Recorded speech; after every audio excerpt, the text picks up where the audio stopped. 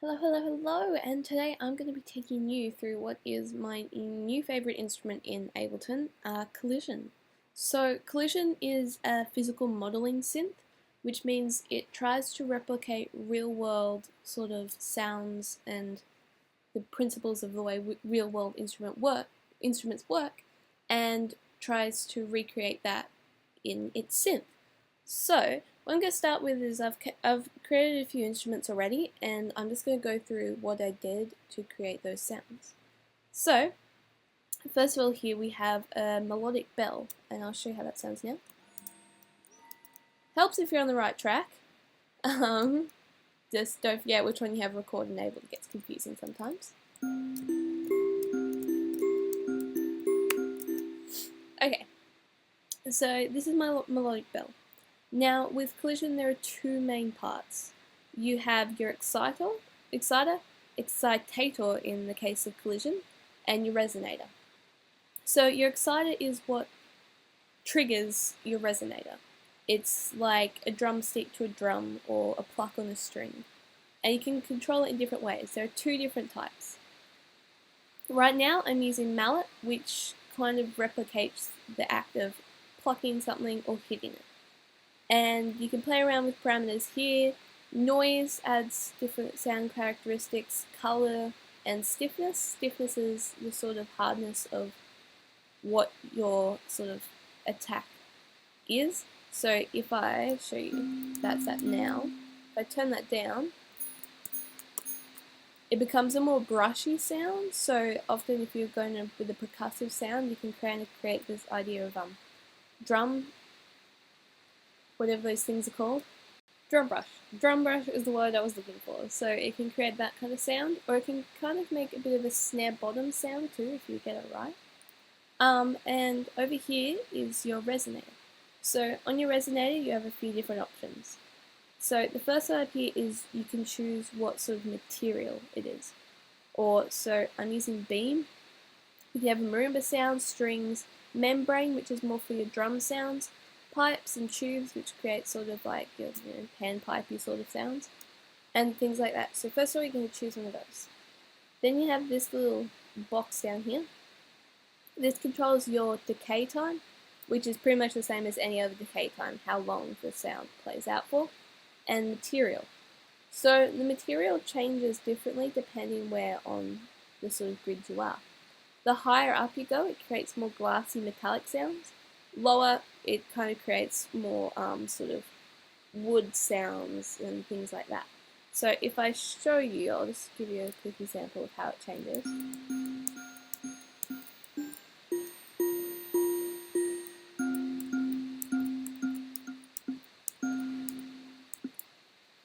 Like that, so you can move through it and you can find just the sort of sound resonance that you kind of want out of that. You can also adjust the brightness and harmonics and tune in and out over here. Basically, all the parameters do what they say they do in a way. You can tune, that's fine tune, changes your pitch. Hit changes where on the instrument you're actually hitting it. So if I did this,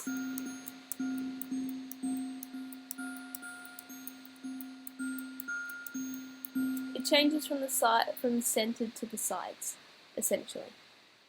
So that's the basics of a bell sound. I'm going to take you over to my sort of guitar. So I'm still using the mallet, and I'm using string now as my sort of instrument sound. So we go through here. It's not the best guitar sound. I work around with that for a little while. I increase the hit to one side, and my color I've dropped, and a little bit of my noise I've dropped, but I've increased the stiffness over there. So next, I tried some percussive sounds. So I created a pretty terrible conga sound, but I'm okay with it. So I'll show you this.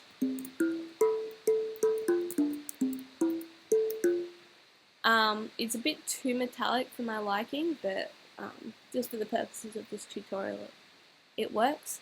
So I've cut down pretty much all the brightness from that. I'll show you what happens if I bring that back in. it gets a lot more metallic. It actually gets a lot quieter too, so maybe if I turn up the volume a little bit. That's a bit better. It's got a short decay time, but just enough that kind of has that sort of resonance that you want. Yeah, and over here I've actually increased the noise, so I'll show what happens if I remove that.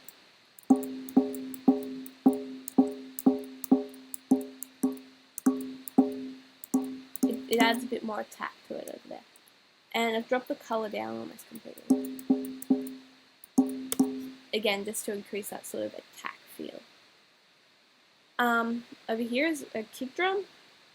So what I've chosen is a decay time that's pretty small and one of the more wooden instrument sort of levels over here. So, and it's really quiet, so I'm really sorry about that. I'm just going to try and see if pretty much that's it. I've dropped all the color out completely just so it's maintaining that sort of attack. The stiffness is pretty, it's pretty average, and I've added a little bit of noise to it. But most of what's happening over here is just the decay time and the material for this one. Next, we start playing around with a different parameter in the exciter. Rather than using the mallet, I'm using noise. Noise is when you want to create a more sustained sound. So the mallet is like an attack. Noise is to replicate the idea of blowing on something. So if you're blowing pipes or a flute, or bowing as in bowing on strings, it's a more sustained sound.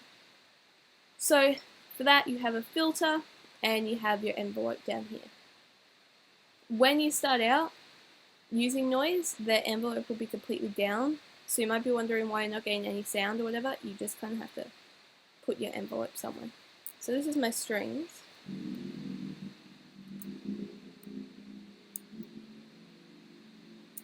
That's right, for my strings I've decided to go with something a bit creepy, like creepy dark strings, but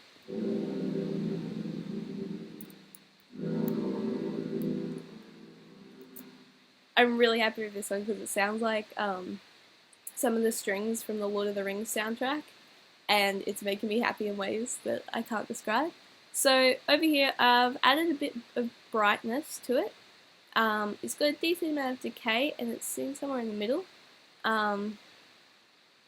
I've got a pretty strong filter on it and just a basic envelope. I've increased the attack time so it takes a little while to build up, and it's got a pretty decent release and sustain. I also down-tuned it a fair bit to kind of create that creepy sort of sound. Yeah, it's really cool. The next one of these that I've done is pipes. Not overly happy with the pipes, but it's kind of a hard thing to get right.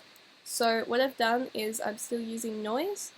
I've switched to a tube over here, and I'm also running a little bit of a mallet on it, so it's kind of got that attack. So you know how when you blow into panpipes it's got that and then the sort of drawn out sound.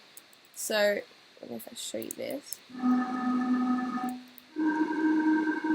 And this is without the attack. I thought that was adding something a bit before. I realised that it's not as pronounced as I thought it was. But when I was making this, I was just like, yes, that tiny little bit of extra attack is really adding to this. So what I have down here in my noise is that I have a pretty extended attack, which is what draws it out, the sort of rising into the sound. So, and decent attack and radius, but I'll just show you around. You can create some weird like wave sounds if you move further down.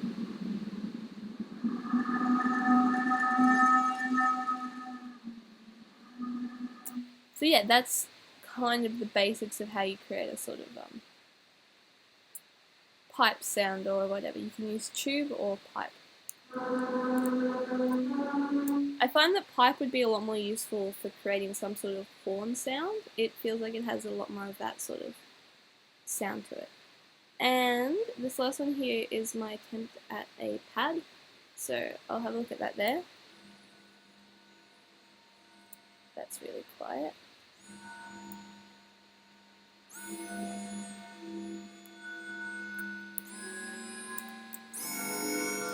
That's right, this is my sci-fi pad. So it sounds a bit like metallic-y, but also a bit like, ooh, aliens.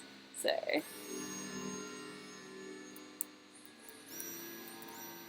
it's got a bit of attack here. The attack is actually noticeable on this one if I remove that.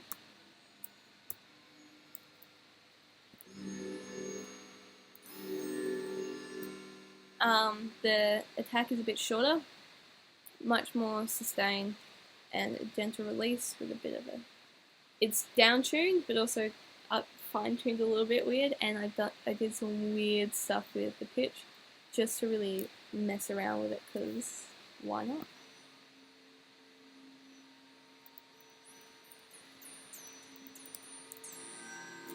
It's got that little bit of a laser sound in it. So there is a lot more to collision than what I've just showed you, but this is sort of the basics and the basic parameters that you want to play around with to create your own sounds.